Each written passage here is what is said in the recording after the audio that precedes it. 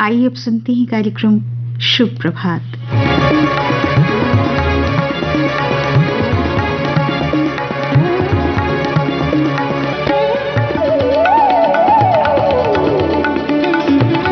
शुभ प्रभात सुनने वाले सभी श्रोताओं को राजेश गुप्ता का शुभ प्रभात। गुड मॉर्निंग, नमस्कार।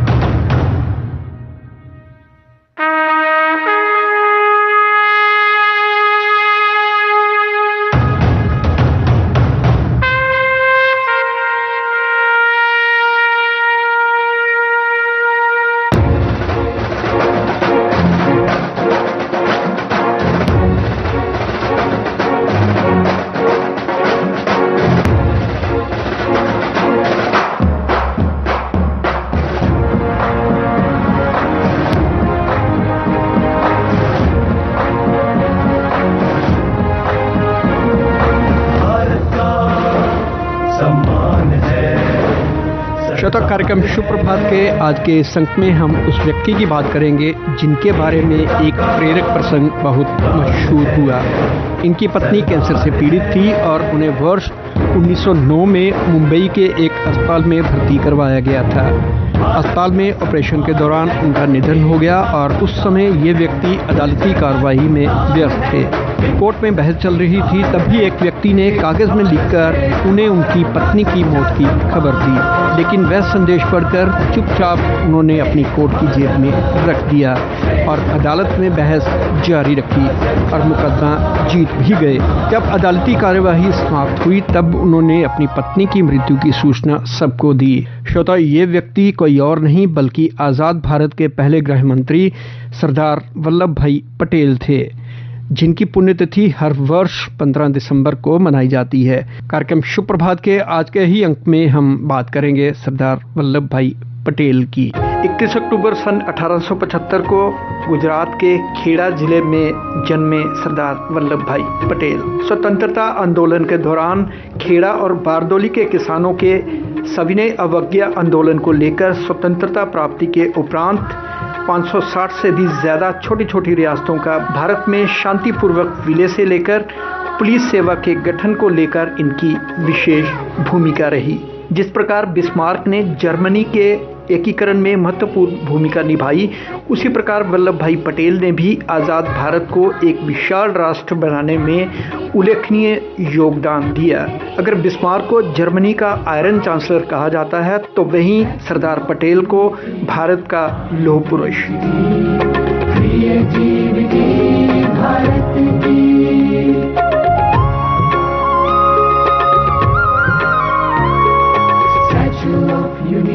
22 वर्ष की उम्र में उन्होंने मैट्रिक की परीक्षा पास की और जिला अधिवक्ता की परीक्षा में भी उत्तीर्ण हुए, जिससे उन्हें वकालत करने की अनुमति मिली। अपनी वकालत के दौरान उन्होंने कई बार ऐसे केस लड़े जिसे दूसरे अधिवक्ता हारा हुआ मानते थे।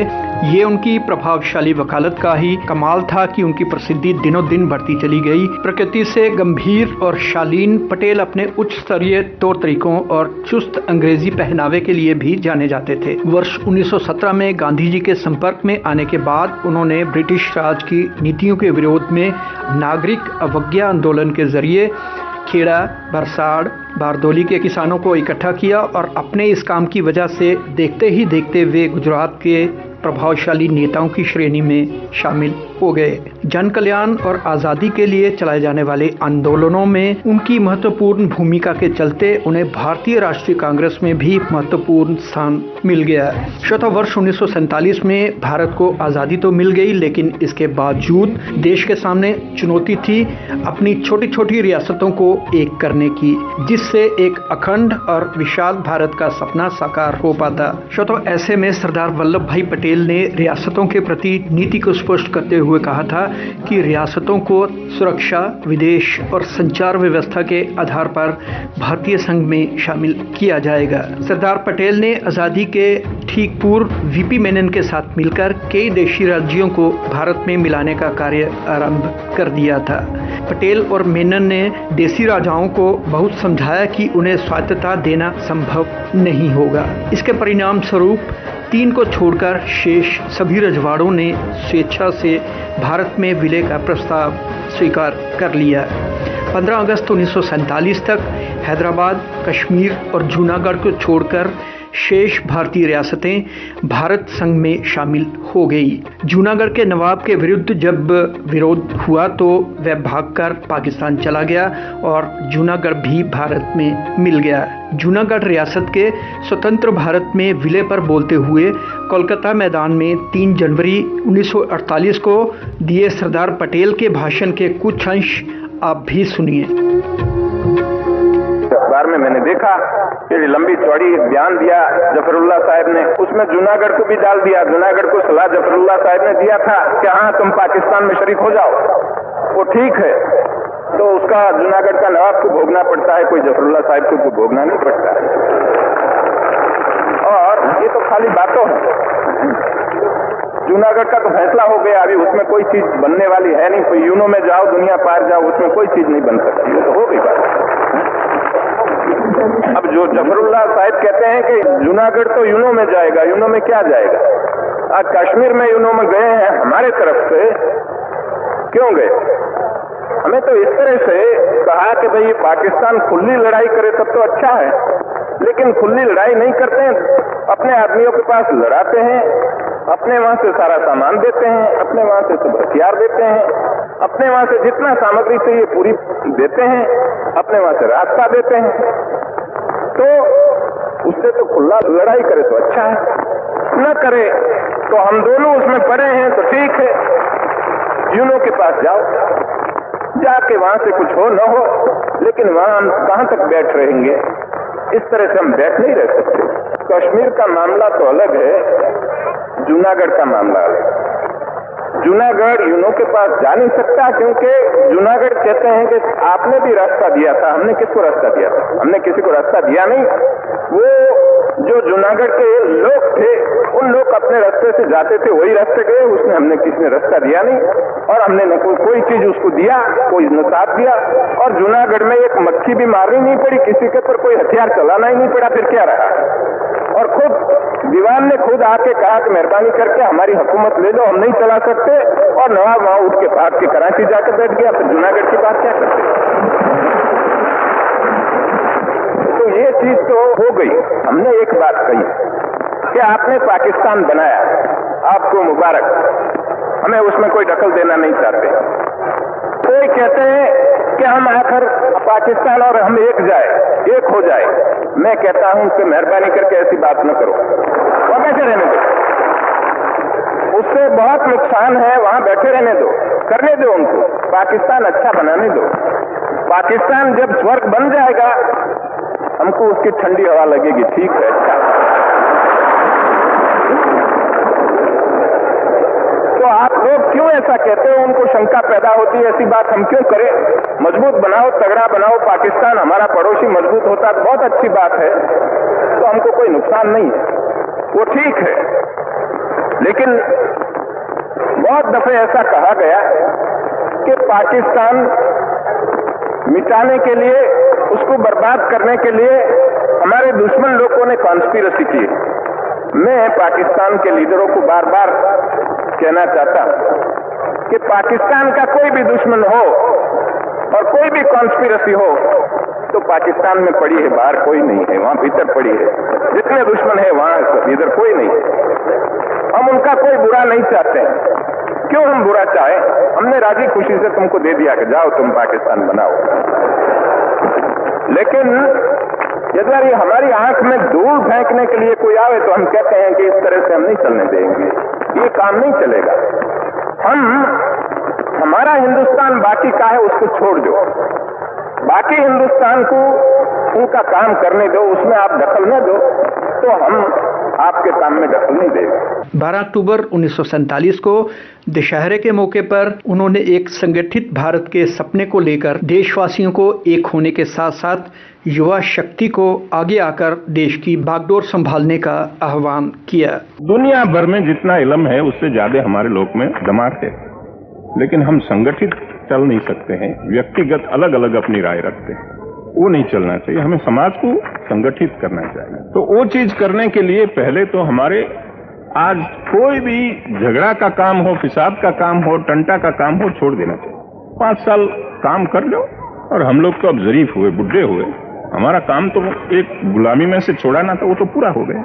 लेकिन उठाने के लिए नौजवान तैयार न हो तो फिर बहुत मुश्किल हो जाएगा। ये नहीं है कि हमारे नौजवानों में दिमाग नहीं है, दिमाग तो बहुत है, तेज है, ज्यादा तेज हो गया, उसकी मुसीबत होती है। जितना होता भी तेज इससे ज्यादा हो जाए। एक क्रिटिकल दृष्टि हमने बनाई है कि हर चीज की चेष्टा करनी, टीका करनी, टिप्पण करना है उसके पर, लेकिन हमें प्रैक्टिकल चीज, कोई व्यवहारू चीज करनी हो तो फिर किताब देखते हैं, किताब में क्या लिखा है, उससे काम नहीं होता। वो तो हाथ पर चलाने की बात है।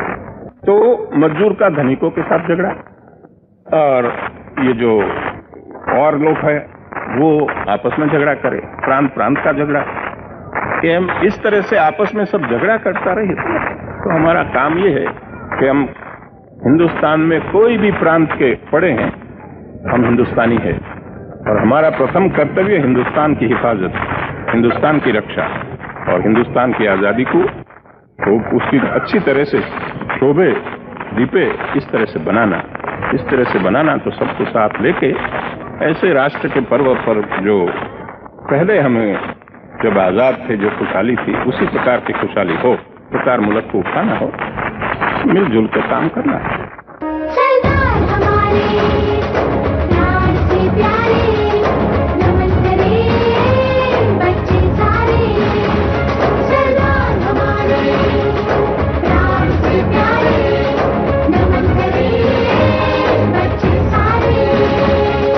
श्रोता, 15 दिसंबर 1950 को सरदार पटेल इस दुनिया को अलविदा कह गए। उनका कहना था कि ये हर एक नागरिक की जिम्मेवारी है कि वो ये अनुभव करे कि उसका देश स्वतंत्र है और उसकी स्वतंत्रता की रक्षा करना भी उसका कर्तव्य है। हर एक भारतीय को अब ये भूल जाना चाहिए कि वह एक राजपूत है, एक सिख है या एक जाट है। उसे बस ये याद होना चाहिए कि वह एक भारतीय है और उसे इस देश में हर अधिकार प्राप्त है। इसके साथ ही कुछ जिम्मेदारियां भी उसके साथ जुड़ी हैं।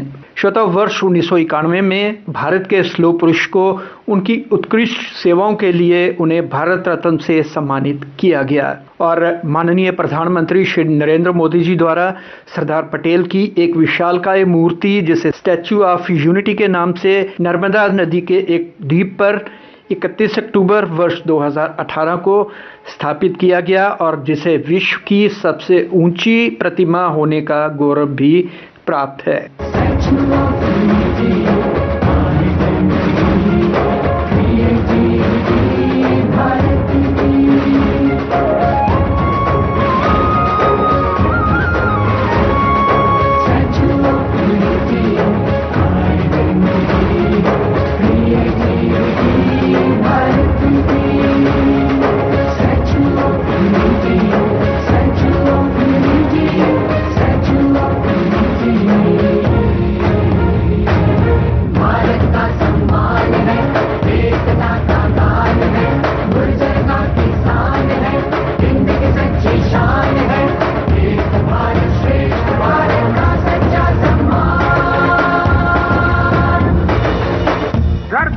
लेकर के आसमान तक सरदार साहब का अभिषेक हो रहा है।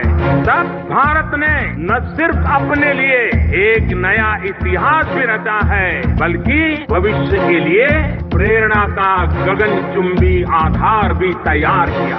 श्रोता, सरदार पटेल की ये भव्य प्रतिमा उनके दृढ़ निश्चय और देशवासियों के लिए हमेशा प्रेरणा स्रोत के रूप में विद्यमान रहेगी। टुकड़ों में अपना बटेंगे, एक साथ हम सब रहेंगे, एक भारत श्रेष्ठ भारत बना के एक सुर में कहेंगे। श्रोता शुभ प्रभात के आज के इस अंक में बस इतना ही। अब समय होने को है, दीजिए राजेश को अनुमति। आपसे फिर होगी अगले मंगल को मुलाकात। तब तक के लिए नमस्कार। Have a nice day. श्रोताओं, अभी आप सुन रहे थे शुभ प्रभात कार्यक्रम। प्रस्तुति राजेश गुप्ता की थी।